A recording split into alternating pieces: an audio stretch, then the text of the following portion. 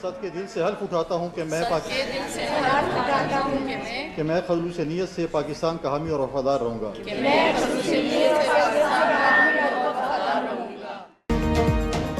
Khyber Pakhtunkhwa assembly की मखसूस नशिस्तों पर मुंतखब 25 अरकान ने हल्फ उठा लिया।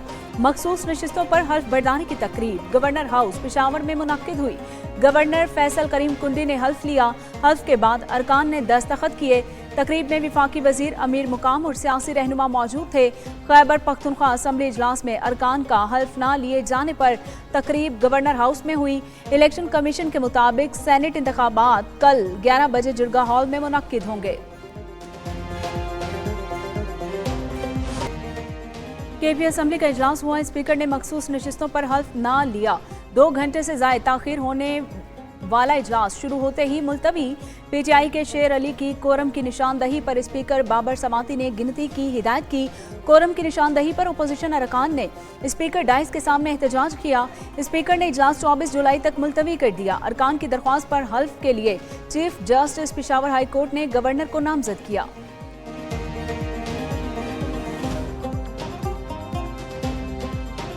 अगर हम अपने फार्मूले पे पूरे उतरे, अब तो नहीं हो सकते क्योंकि उनके कैंडिडेट विड्रा नहीं हो रहे, फिर शायद हम कोशिश करें कि हम 6-7 सेंटर्स बनाएं, क्योंकि इस वक्त 30 से 35 इंडिपेंडेंट MPs मौजूद हैं असम्बली में।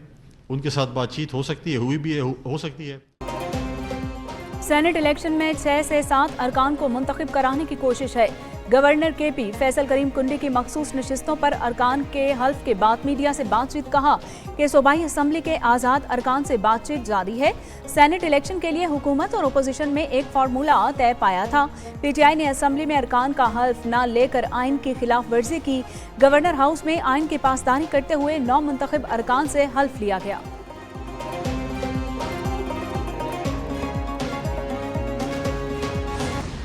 मकसद के लिए काम हो रहा है कि ये जो हॉर्स ट्रेडिंग होती है, बल्कि मैं ऐसे कहता हूँ डंकी ट्रेडिंग। हॉर्स तो एक बड़ा ऑनरेबल जानवर है, मैं खुद घोड़ा का बड़ा शौकीन हूँ। घोड़ा तो बड़ा एक ऑनरेबल जानवर है, और डंकी भी जो है वो भी अगर देखा जाए तो खिदमत करता है, अल्लाह ताला की मखलूक है। उम्मीदवारों के कागजात वापस न लेने से पीटीआई को नुकसान हुआ। नाराज उम्मीदवारों के खिलाफ पार्टी कार्रवाई करेगी। वज़ीर आला केपी अली अमीन गंडापुर की मीडिया से बातचीत दावा किया कि अब सेनेट इलेक्शन में पीटीआई को 6 और अपोजिशन को 5 नशिस्तें मिलेंगी। अपोजिशन के साथ तो पहले 8 और 3 के फार्मूले पर इतफाक हुआ था। वज़ीर आला ने अपोजिशन के साथ मुशावरती इजलास भी किया। सेनेट इलेक्शन के लिए उम्मीदवारों के मुतालिक तफसीली बातचीत हुई।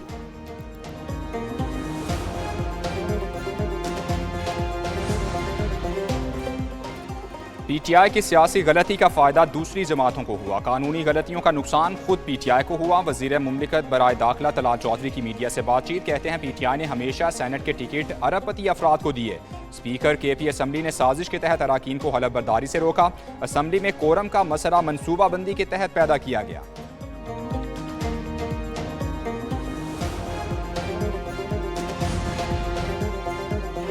बैरिस्टर सैफ ने मखसूस नशिस्तों पर हल्फ तारीख का स्याह तरीन बाब करार दे दिया। मुशीर इत्तलात ने कहा कि 26वीं तरमीम का सहारा लेकर पार्लिमानी सियासत के सीने में छुरा घोंपा गया।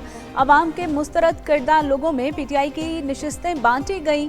अपोजिशन में इखलाकी जुर्रत होती तो मखसूस नशिस्तों से इनकार कर देती।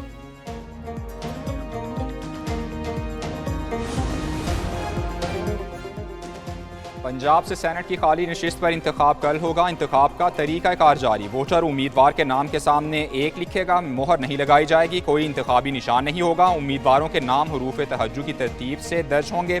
अराकीन खुफिया तरीके से वोट डालेंगे। वोट कास्ट करने के लिए पर्दे वाली जगह पर जाते हुए रास्ते में नहीं रुकेंगे। पोलिंग स्टेशन में मोबाइल फ़ोन ले जाते हुए पाबंदी होगी।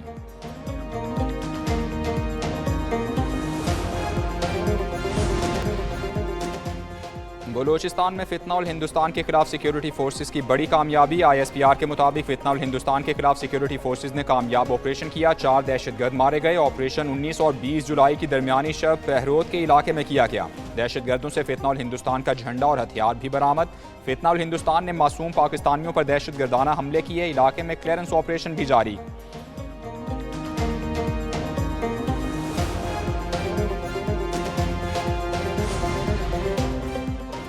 वफाकी वज़ीर दाखिला मोहसिन नकवी का अफगानिस्तान का एक रोज़ा सरकारी दौरा।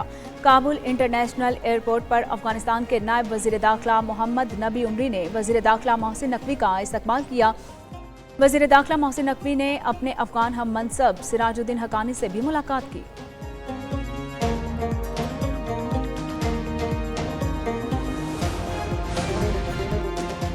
पसंद की शादी करने वाले जोड़े का कत्ल वीडियो सोशल मीडिया पर वायरल। वज़ीर आला बलूचिस्तान का पसंद की शादी पर दोहरे कत्ल के वाक़े का नोटिस सरफराज बुगटी कहते हैं। तहकीकात के मुताबिक वाक़या ईद से चंद रोज़ कबल पेश आया। वीडियो में दिखाई देने वाले मकतूलीन की शनाख्त हो चुकी।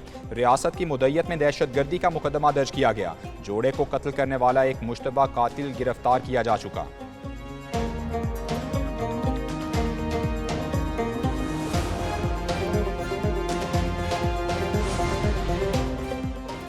मानसून के बादलों ने सिंध का भी रुख कर लिया। कराची के मुख्तलिफ इलाकों में बारिश। मलीर एयरपोर्ट गजाप मॉडल कॉलोनी में भी बादल जमकर बरसे, जबकि Shahrah Faisal, Saddar, Gulshan Iqbal, university road, old city area में भी बारिश हुई। कई इलाकों में बिजली की फराहमी मुअत्तल रही।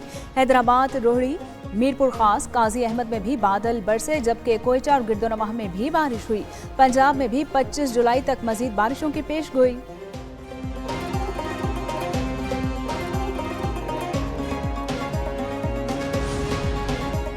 इस्लामाबाद और रावलपिंडी में कल से मजीद बारिशों की पेशगोई। Rescue 1112 high alert. हंगामी सूरत हाल से निमटने के लिए तैयारियां मुकम्मल। रेस्क्यू हुकाम ने शहर और नवाही इलाकों में खुसूसी टीमें तैनात कर दी। ददोशा डैम, चौहान डैम और दरियाए सवा में वाटर बोट्स और दीगर ज़रूरी सामान पहुंचा दिया गया। रेस्क्यू अमले को एमरजेंसी वहीकल्स, इजाफी एम्बुलेंसेज, फायर वहीकल्स और दीगर मशीनरी फराहम।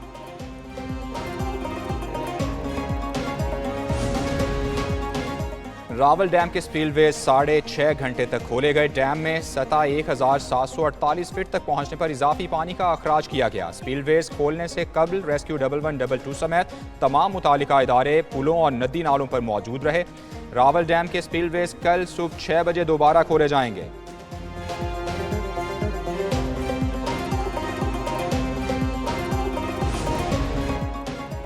पढ़ोगे तो बढ़ोगे। वज़ीर आला पंजाब का फ़रोग़ तालीम के लिए मुनफरिद मंसूबा। School on wheel, mobile library on wheel. Mobile library शुरू करने का फैसला। स्कूल ऑन व्हील दूर दराज और दुश्वार गुजार इलाकों में बच्चों को ज़ेवर तालीम से आरास्ता करेगा। School on wheel solar electric रिक्शे में बनाया जाएगा। टीचर गली मोहल्ले या बस्ती में साइबान के नीचे फोल्डिंग कुर्सियां लगाएंगे। बच्चों को किताबें भी मुहैया की जाएंगी। वज़ीर आला पंजाब मरियम नवाज ने स्कूल ऑन व्हील की उसूली मंजूरी दे दी। पाकिस्तानी शहरी एक साल में 179 अरब रुपए की चाय पी गए। 2024-25 में 2,46,514 मैट्रिक टन चाय दरामद की गई। सरकारी दस्तावेजात के मुताबिक एक साल में चाय का दरामदी बिल 62 करोड़ 90 लाख डॉलर रहा। चाय की दरामद में एक साल में 4.20% कमी रिकॉर्ड की गई है।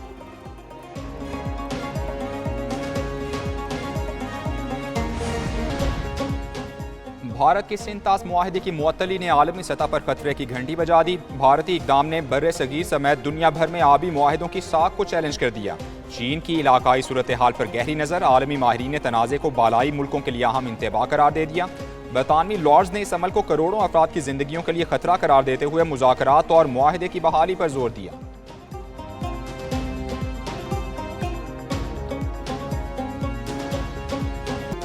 बांग्लादेश में जमात इस्लामी का सियासी ताकत का मुजाहिरा। दारुल हुकूमत ढाका में जलसे में लाखों कारकुनान और हामियों की शिरकत। जमात इस्लामी का आइंदा साल के इंतखाबात से कबल निज़ाम में इस्लाहात का मुतालबा। शेख हसीना के दौर में जमात इस्लामी पर सख्त पाबंदियां आयद रहीं। रजिस्ट्रेशन भी मनसूख की गई थी। सुप्रीम कोर्ट ने जमात इस्लामी की रजिस्ट्रेशन बहाल की।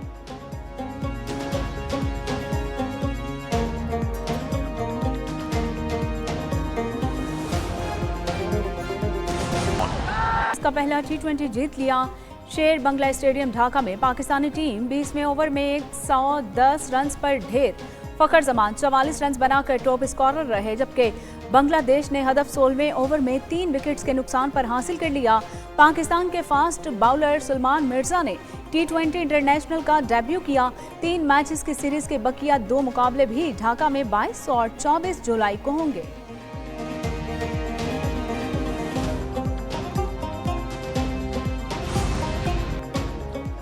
और भारतीयों का खेल से फिर खिलवाड़।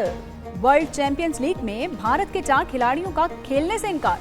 पाकिस्तान और भारत के दरमियान आज होने वाला मैच मंसूख। वर्ल्ड चैंपियंस लीग के मुकाबले बर्मिंघम में जारी, जबकि भारत के शेखर धवन, हरभजन सिंह, यूसुफ पठान और इरफान पठान ने पाकिस्तान के साथ मैच खेलने से इनकार किया, जिसके बाद WCL इंतजामिया ने मैच को मंसूख करने का बाकायदा ऐलान कर दिया।